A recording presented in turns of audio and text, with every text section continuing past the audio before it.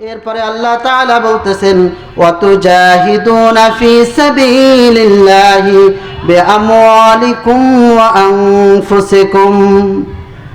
সমস্যাটা এই জায়গায়। এরপরে আল্লাহ তাআলা বলতেছেন আল্লাহর উপর ঈমান আনবা, রাসূলের উপর ঈমান আনবা। এখানেই শেষ নয় বাবা, এরপরে যখনই প্রয়োজন হবে নিজের জান এবং মাল নিয়ে দরকার হইলেই সাথে সাথে জিহাদে যেতে হবে। কোথায় যেতে হবে? এটা খুব মারাত্মক একটা কথা না? মারাত্মক একটা কথা না? এটা আমরা এখন মারাত্মক বানিয়ে ফেলেছি। আমাদেরকে এগুলো এখন সন্ত্রাসী সংগঠন হিসেবে মানুষ বুঝাইতেছে। যারা জিহাদের কথা বলবে তারা সন্ত্রাসী কার্যক্রমের কথা বলতেছে। নাউজুবিল্লাহ বলেন, সকলে জোরে বলেন নাউজুবিল্লাহি মিন যালিক। জিহাদ কি সন্ত্রাসী সংগঠনের কথা, সন্ত্রাসী কার্যক্রমের কথা? আল্লাহ আমাদেরকে হেফাজত করুন। জিহাদ মানুষের ঈমান হেফাজতের একটা মাধ্যম।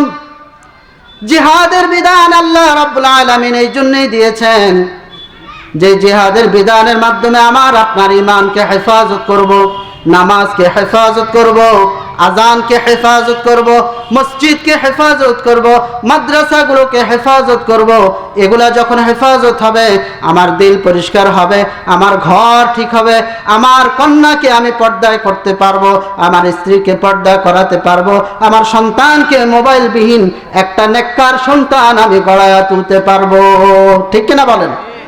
আর যখন ওই পশ্চিমা জ্ঞান পাপীরা যখন বুঝলো জিহাদ থেকে যদি মুসলমানদেরকে না সরানো যায় তাহলে তাদেরকে সঠিক পথ থেকে বিপথে আনা সম্ভব হবে না, তাদের মন থেকে আল্লাহর ভয় দূর করা সম্ভব হবে না। এই জন্য তারা কৌশলে জিহাদটাকে মারামারি প্রকাশ করে দিয়ে তারপর আমাদেরকে দেখাইতেছেন ওসামা বিন লাদেন সে জিহাদ করে সে সন্ত্রাস হয়ে গেছে, আমাদেরকে দেখানোর চেষ্টা করছেন। আর দুর্ভাগ্য মুসলমান আমরা সেটা দেখি সেটাই বিশ্বাস করে নিয়েছি। ঠিক কিনা? অথচ জিহাদ হচ্ছে এমন একটা জিনিস, এমন একটা বিধান যেই বিধান দিয়ে বদরের যুদ্ধে মুসলমানরা জয়লাভ করেছে, ইসলামের ভিত্তি এরকম খুঁটি গাড়ছে। ঠিক কিনা বলেন? এই জিহাদের মাধ্যমে আফগানিস্তান ইসলামের খুঁটি গাড়ছে। পাশ্চাত্য পশ্চিমা লাল চামড়ার বদমাশগুলো আমাদেরকে বুঝাইয়া দিছে সন্ত্রাসী কার্যক্রম।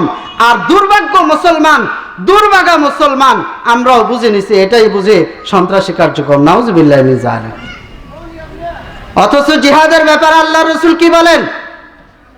মান মাতা ওয়া লাম ইয়াগজু ওয়া লাম ইউহাদ্দিসু বিহি মাতা আলা শু'বাতিন মিনান নিফাক।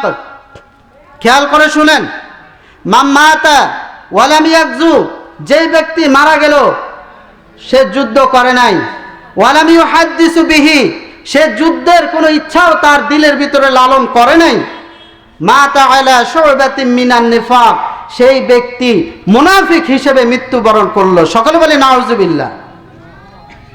বুঝতে পারছেন আপনারা? গত বছরকে বছর জিন্দেগি এই জিহাদের কথাটা কারো মুখ থেকে শুনতেও দেয় নাই, আর আমরাও হতভাগা মুসলমান শোনার চেষ্টাও করি নাই। এখন বলবেন, বৃদ্ধ যারা আছেন বলবেন যে আমরা কি করব বাবা, বলবেন তো এটাই। এটা আপনাদের প্রশ্ন থাকতে পারে। আপনাদের করণীয় হচ্ছে ওই যে জানালায় খটখটাইতেছে, ইন্ডিয়া জানালার কাছে এসে খটখট করতেছে বাংলাদেশ দখল করবে। আমরা আমাদের ঘর থেকে স্লোগান দিচ্ছি ইন্ডিয়াকে মিসমার করে দেব। বাবারা, এত সহজ নয়। আমরা স্লোগান দেব, স্লোগানের জন্য আমাদের কিছু কাজ আছে। ওয়াইদু লাহুম মাস্তাতা'তুম মিন কুওয়া ওয়া মিন রিবাতিল খাইল তুরহিবুনা বিহি আদুওয়াল্লাহি ওয়া আদুওয়াকুম। ভয় এমনি দেখাইলে হবে না, ভয়ের জন্য নিজের ট্রেনিং দিতে হবে।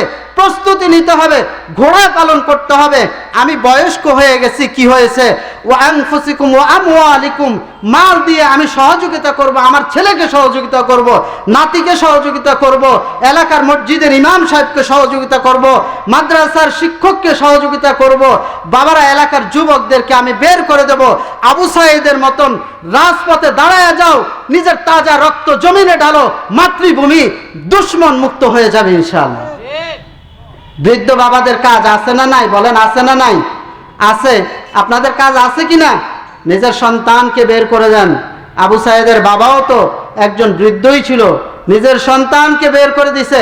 মুগ্ধর বাবাও কিন্তু একেবারে জোয়ান ছিল না, মুগ্ধ দেখিয়ে দিছে রাজপথে যতক্ষণ পর্যন্ত নিজের বুকের তাজা রক্ত না ঢেলে দেওয়া যায় ততক্ষণ পর্যন্ত মাতৃভূমিকে দুশ্মন মুক্ত করা যায় না, ততক্ষণ পর্যন্ত ইসলামকে পরিপূর্ণভাবে হেফাজত করা যায় না।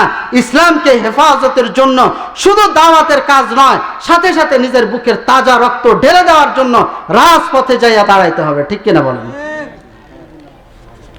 খেয়াল থাকবে তো বাবাজিরা? খেয়াল থাকবে? আপনাদের কাছে এখন কঠিন মনে হয়, গত 20 থেকে 25 বছর বলেন, 30 বছর বলেন, আমাদের ছোট্ট কাল থেকেই দেখছি মসজিদের ইমাম সাহেব জিহাদের কথা বললেই আজীব হয়ে যেত, সবাই ভয় লাগতেছে, পেরেশান, মসজিদের চাকরি চলে যাওয়ার অবস্থা হবে। অথচ জিহাদ ইসলামকে রক্ষা করার একমাত্র দুর্গ, একমাত্র কবচ। আল্লাহ রাসূল সাল্লাল্লাহু আলাইহি ওয়াসাল্লাম মক্কার মধ্যে, আল্লাহ রাসূল সাল্লাল্লাহু আলাইহি ওয়াসাল্লাম মক্কার মধ্যে চুপচাপ দাওয়াত দিতেছেন, দ্বীনের দাওয়াতে। খেয়াল করেন এদিকে খেয়াল করেন, দ্বীনের দাওয়াত দিতেছেন রাসূল সাল্লাল্লাহু আলাইহি ওয়াসাল্লাম, দ্বীনের দাওয়াত দিতেছেন। এক সময় যখন দেখছেন যে মাথা ছাড়া দিয়ে উঠছেন, বেশি হয়ে যাচ্ছেন, নিজেদের কিছু শক্তি হয়েছে, মদিনায় সফর করলেন, না এদের জুলুম আর নির্যাতন কমতেছে না, তখন আল্লাহ রাসূল সাল্লাল্লাহু আলাইহি ওয়াসাল্লাম জিহাদের ডাক দিয়েছেন। এখন কি মাথা ছাড়া কম দিছে না বেশি দিছে? ওই যে বললাম না, জানালা দিয়া খটখটায়, ভারত ওখান থেকে আখাউড়া দিয়ে বাংলাদেশে ঢোকার চেষ্টা করে, আর আমরাও ধরে রাখছি আখাউড়ার মধ্যে প্রথম জেলাটার নাম হচ্ছে ব্রাহ্মণবাড়িয়া। খবর আছে কিন্তু, ঠিক কিনা বলেন? বাংলাদেশের যুবক কম হোক বেশ হোক, নামাজ সঠিকভাবে চেষ্টা করে হয়তোবা পড়ে, কখনো পড়তে পারে না, কিন্তু রাজপথে যখন দাঁড় করাইতে বলে, ওলামায়ে কেরামদের আলোচনা যখন শুনে, টকবগে যুবক রাস্তায় দাঁড়াইতে এক বিন্দু পরিমাণ সময় লাগায় না, তারা সাথে সাথে দাঁড়ায়া যায় নিজের তাজা রক্তগুলো ঢেলে দেওয়ার জন্য। ঠিক কিনা বলেন? এই জন্য ভারতকে সাবধান করে দিচ্ছি। ভারতের ব্যাপারে অনেকগুলো কথা বলার ছিল, হয়তোবা অত বিস্তারিত আপনাদের সামনে বলতে পারবো না।